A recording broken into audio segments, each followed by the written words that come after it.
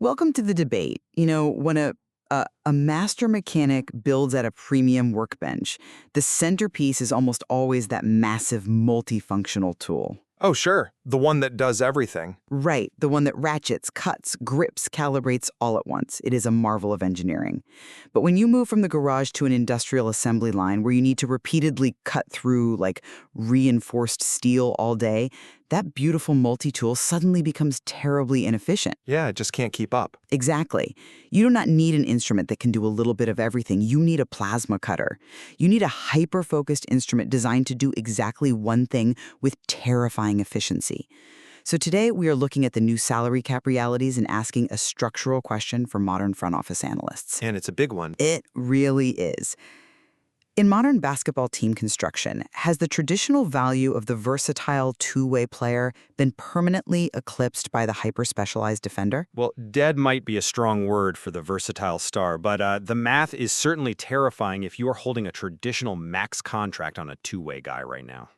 Terrifying is the right word. Yeah, because that plasma cutter you mentioned, it is incredibly legible on a cap sheet. You know exactly what it costs and exactly what defensive rating it buys you. But, basketball is not played on a spreadsheet. It is not played on a spreadsheet, but it is entirely governed by one. And that shift from the romanticized multi-tool to the ruthless cap efficiency of the single-purpose instrument, that is exactly where we are staking our ground today. Okay, let's hear it. My position is that in the current landscape, particularly with the new CBA and the second apron penalties, two-way versatility is becoming demonstrably less unique and, frankly, mathematically inefficient. As a direct result, traditional multifaceted stars are losing overall market value, while the market value of pure defensive specialists is absolutely exploding. The tracking data is telling us a completely new story about what actually drives championship equity in the modern era. Right.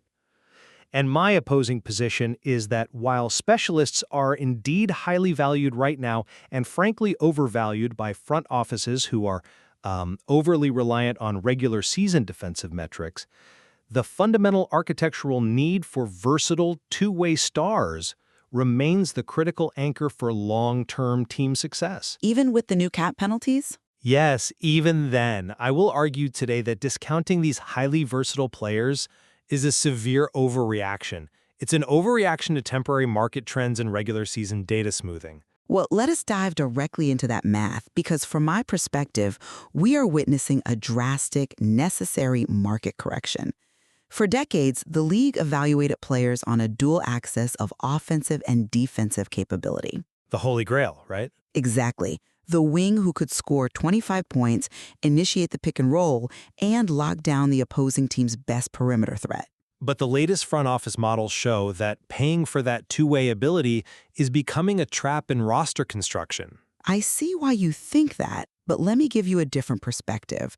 Versatility is effectively becoming a tax. A tax? Yes, a tax.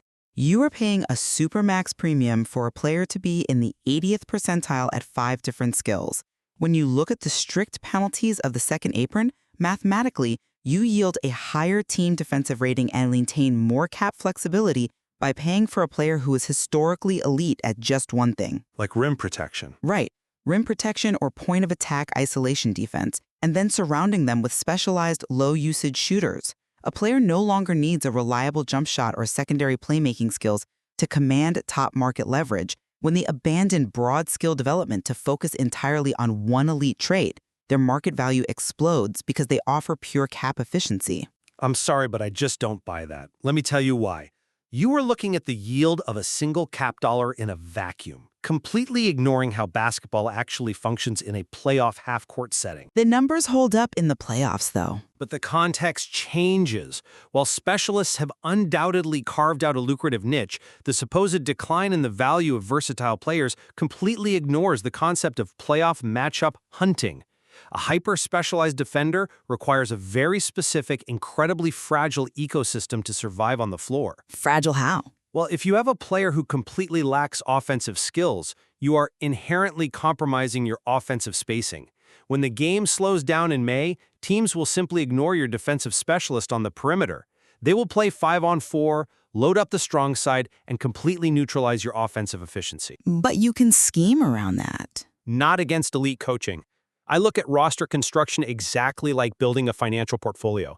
These hyper-specialized defenders, they are your high-yield, volatile tech stocks. Okay, I like that analogy. Right? When the regular season market conditions are perfect and the drop coverage scheme works, they generate astronomical defensive returns. But versatile two-way players are the index funds. They are the foundational assets that actually secure your long-term success because they insulate you against market volatility. Market volatility being opposing offenses. Exactly. In basketball terms, they insulate you against varying offensive schemes, playoff adjustments, and schematic exposure. You cannot build a robust championship-level portfolio exclusively out of volatile tech stocks, no matter how explosive their peak regular season returns might be. A financial portfolio is a neat way to look at it, but let's take those index funds and tech stocks out of the theoretical. Let's look at the actual returns of the specific player profiles driving this market shift. Sure. Let's do a quick contrast of the archetypes we are seeing in the latest tracking metrics. I will give you the specialists whose value fundamentally exploded once they leaned into their singular trait. And you give me the versatile stars whose massive cap hits are allegedly the safest bets in the league. All right, let's do it. Dennis Rodman, LeBron James, Ben Wallace, Giannis Antetokounmpo, Tony Allen, Jason Tatum, Rudy Gobert. and let's say Jimmy Butler. Okay, look closely at that first list. Rodman, Wallace, Allen, Gobert. What do they all share? Limited offense. A virtually complete lack of traditional offensive skill requirements. They didn't need to run the pick and roll as a primary ball handler. They didn't need a reliable step-back three. Because they entirely abandoned that broad offensive skill development, their defensive metrics broke the scale, and their market value skyrocketed. Now look at your list. LeBron, Giannis, Tatum. Players whose defining characteristic is an astronomical usage rate paired with an elite value over replacement player. They are the entire system. Exactly. They are the entire system. But the CAP models argue that their broad skill sets are becoming a massive inefficiency. Wow. A massive inefficiency? Yes, not because they are bad players. I mean, they are transcendent. But because the physical and financial requirement for that two-way ability is unsustainable. Let's deep dive into the mechanics of two specific career paths to illuminate this. Ben Wallace and LeBron James. That's quite the contrast. It is. So I look at Ben Wallace and I see the ultimate front office market inefficiency being successfully exploited. Here is a player whose pure specialization yielded immense defensive dividends. He anchored a historic championship defense. True, the Pistons were incredible. Right. But crucially, how did the front office mathematically offset his lack of offense? They didn't pay him to score 20 a game. They utilized his elite offensive rebounding to generate second chance points. That fundamentally altered the possession math of the series without requiring him to consume a high usage rate. Okay, but They extracted maximum value from his singular trait, leaving enough cap space to build a perfectly balanced starting five. yeah, but you are isolating Ben Wallace's rebounding metrics without acknowledging the gravity of the players around him. Ben Wallace's specialization was only functional because he had highly versatile shot creators like Chauncey Billups and Rip Hamilton to carry the offensive burden when the shot clock dwindled. Sure, but they were affordable because of Wallace's cap number. But if you look at LeBron James, his supreme versatility is exactly what covers the structural gaps left by specialists. LeBron's gravity, his ability to play point guard, operate on the wing, and command double teams in the post is what creates the spacing that allows a limited offensive player to even exist on the court. I see your point. That index fund level of versatility is the prerequisite machinery. If you put Ben Wallace on a team without versatile, high-usage shot creators, his lack of offensive skill isn't market inefficiency. It becomes a fatal floor spacing flaw. So you're saying the specialist relies on the star. Precisely. You are essentially praising the plasma cutter for making the final cut, while entirely ignoring the massive, complex billion-dollar machinery that had to hold the steel in place. But you are dodging the reality of the new collective bargaining agreement. Let me challenge you directly on the mathematics of the salary cap, which is what every analyst listening is currently agonizing over. Agonizing is definitely the word. If we accept the premise of the tracking data, that Tatum and Giannis are carrying such massive offensive loads that their defensive efficiency in playoff half-court isolation actually drops, shouldn't front offices pivot their salary cap entirely toward the Rodman or Wallace archetype? I wouldn't say entirely. But if you cannot afford 3 versatile stars anymore without triggering massive roster penalties, why commit 40% of your cap to a two-way star who gets fatigued on defense? Especially when you can replicate their defensive impact for 15% of the cap with a Gobert-type specialist and spend the massive savings on specialized perimeter shooters. Because again, playoff basketball is fundamentally about exploiting weaknesses, and regular season defensive impact metrics do not map linearly to a 7-game series. They give a pretty good baseline, though. A baseline, sure. But when a team runs high pick and roll against a specialized rim protector for 70 consecutive possessions, they expose the lack of versatility. You mentioned spending savings on specialized perimeter shooters. Yeah, the free and no D guys. Right. But if you pair a defensive specialist who cannot shoot with a shooting specialist who cannot defend, you have created 2 massive targets for an opposing coaching staff. The versatile stars, the LeBrons, the Giannis's, they don't have those fatal flaws. You cannot play them off the floor and you cannot isolate them in a mismatch. Even when they're fatigued. Even then. That is why they command the Supermax premium. The reduction in their perceived cap efficiency is a statistical illusion created by regular season data smoothing, where you play a different team every night and cannot zero in on a specialist's single glaring weakness. Okay, well, if we are talking about long-term cap efficiency and depreciating assets, that brings us to the most critical variable in this entire equation, physical availability. Ah, yes. The injury equation. We can debate VORP and cap percentages all day, but the ultimate depreciating asset in sports is an injured player taking up a third of your salary cap. We have to look at how these specialized roles impact long-term team success through the lens of biomechanics and injury risk. The durability equation. This is the frontier where front office modeling is currently bleeding edge. And the new tracking metrics introduce a fascinating structural shift in how we understand the game's physical demands. I call it the mileage tax versus the impact tax. Okay, break that down. If you look at the versatile, high-usage stars, they are paying an astronomical mileage tax. They are required to constantly run the offense, initiate transition play, and fight through screens on the other end. Because of the sheer physical load of carrying a 40% usage rate, their ligaments and soft tissues are constantly degrading. That's slow burn of fatigue. Exactly. But if you look at the pure defensive anchors, their role drastically alters their injury landscape. Because they are not grinding down their central nervous systems through the sheer mileage of constantly running the offense, they suffer significantly fewer soft tissue and fatigue-related injuries. Less constant running equals a longer biological shelf life for the asset. That's a compelling argument, but have you considered exactly what replaces that running? What do you mean? The defensive stops? Yes, the biomechanical data is explicit on this trade-off. Yes, you are eliminating the constant marathon running and the wear and tear of offensive initiation, but what is replacing the mileage tax? It is the impact tax. The collisions. Exactly. The tracking models explicitly compare the modern specialized defender's physical load to a football linebacker.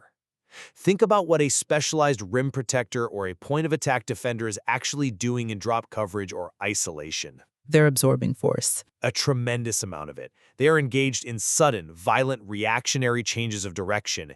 They are absorbing the direct kinetic energy of a 250-pound forward driving to the basket at full speed. They are absorbing bone-jarring screens on every single half-court possession. True, it is incredibly physical. I would argue that the explosive collisions inherent in the specialist's role make them vastly more vulnerable to sudden, catastrophic structural injuries. A torn ACL, a ruptured Achilles, or a patellar tendon tear from a maximum effort collision in the paint is far more devastating to a front office's 5-year cap plan than the slow burn fatigue injuries you associate with versatile players. Let me push back on that, specifically by looking at how these players allocate their development time. Okay. If I am a hyper-specialized defender, I am not spending 3 hours a day exhausting my legs perfecting a step-back three-pointer. I am not burning out my central nervous system practicing pick-and-roll passing reads. Right, you're focused on your assignment. By entirely abandoning the need to develop and execute broad offensive skills, these specialists can dedicate their entire physical conditioning regimen to surviving those exact explosive collisions. They literally build bodies designed specifically for the impact tax. That is a very specific type of conditioning. It is, because their weight room training and biomechanical conditioning are as specialized as their gameplay. They are actually far better equipped to handle the football-like collisions of the modern game. They optimize their nervous systems to absorb kinetic energy, making them vastly more reliable long-term investments than a versatile player who is spreading their conditioning too thin, trying to be an Iron Man on both ends of the floor. Well, that assumes human biomechanics can be perfectly optimized against unpredictable reactionary torque, which the medical data heavily disputes. It disputes it? Heavily. It is a fascinating way to view the allocation of a player's development time. If you don't practice shooting, you can practice absorbing force, but you cannot outlift the basic physics of a collision you don't initiate. The versatile stars are often the ones setting the pace and controlling the point of impact. Giannis Antetokounmpo is initiating transition play, paying your mileage tax, yes, but when the collision happens at the rim, he is delivering the force. He dictates the angle. That's a fair point. The initiator has an advantage. The defensive specialist is constantly reacting. They're constantly in a state of sudden, unpredicted force absorption. The sheer unpredictability of a maximum effort defensive possession carries an inherent risk of joint failure that no amount of specialized weightlifting can entirely mitigate. Which is exactly why the sports science departments are currently deadlocked on this. The modeling for the injury debate, the slow burn fatigue of the mileage tax versus the catastrophic risk of the impact tax, has no definitive answer yet. It is a massive variable that analytics departments are desperately trying to quantify to protect their franchise investments. And it circles perfectly back to how we value these players structurally. If you are a front office and your medical staff cannot definitively prove whether the slow degradation of your versatile star is worse than the sudden impact risk of your rim protector, you have to fall back on structural utility. You fall back on the basketball math. You have to look at who provides the most robust foundation for your team to survive 4 rounds of playoff basketball. You fall back on the index fund. Well, let's pull these threads together. We have covered a tremendous amount of ground regarding cap inefficiencies, playoff possession math, and the biomechanical realities of the modern NBA. It's a lot to process. It really is. To summarize my position, the analytical frameworks driving the current market correction are largely correct. The explosion in cap allocation for hyper-specialized defenders like Gobert is not a fluke. It is a feature of a maturing, heavily penalized salary cap environment. Under the new apron rules, yeah. When you mathematically couple that massive defensive impact with a role that requires less offensive usage, and consequently minimizes the mileage tax of fatigue injuries, the conclusion is clear. Traditional high-usage two-way versatility is indeed a depreciating asset. The multi-tool is simply costing too much against the second apron when a combination of highly efficient single-purpose tools can execute the job for a fraction of the cap space. And to summarize my perspective, while the football-like nature of modern maximum effort possessions undeniably changes the biomechanical profile of the sport, and while specialists have found incredible financial leverage under the new cap rules, the foundational need for versatile stars remains paramount. The index funds. Whole race. Players with elite VORP and massive offensive gravity provide the architectural stability that allows a team to navigate the extreme complexities of playoff matchup hunting. Discounting their value because of regular season statistical smoothing and theoretical cap efficiency is a massive trap. Versatility is not a luxury tax you can trim to save space. It is the fundamental prerequisite for surviving the highest levels of the sport without being played off the floor. What we undeniably share is a deep appreciation for the friction in these front office models. There is absolutely no clear consensus on the physical toll between the mileage tax and the impact tax. Both of us agree that the concept of two-way ability is fundamentally shifting in how it is mathematically quantified by analysts today. Yeah, the geometry of the game, the penalties of the salary cap, and the biomechanical toll required to play it, they are all changing simultaneously. It is a brilliant, highly volatile moving target. It is the ultimate puzzle of long-term roster construction. For the analysts evaluating their next major contract extension, the shifting dynamics of cap efficiency, singular skill leverage, and physical durability offer incredibly rich territory. There are massive inefficiencies left to be exploited, whether you're trying to stabilize with index funds or aggressively scale with tech stocks. And the market never stops correcting itself. Indeed it doesn't. We started today by talking about the master mechanics workbench, the tension between the elegance of the Swiss Army knife and the brutal efficiency of the plasma cutter. As the physical and financial constraints of basketball continue to evolve, the question isn't just which tool has the better individual metrics. Right. The question is what kind of machine you are mathematically capable of building in the first place. Something to calculate the next time a hyper-specialized defender completely resets the market. Thank you for joining us.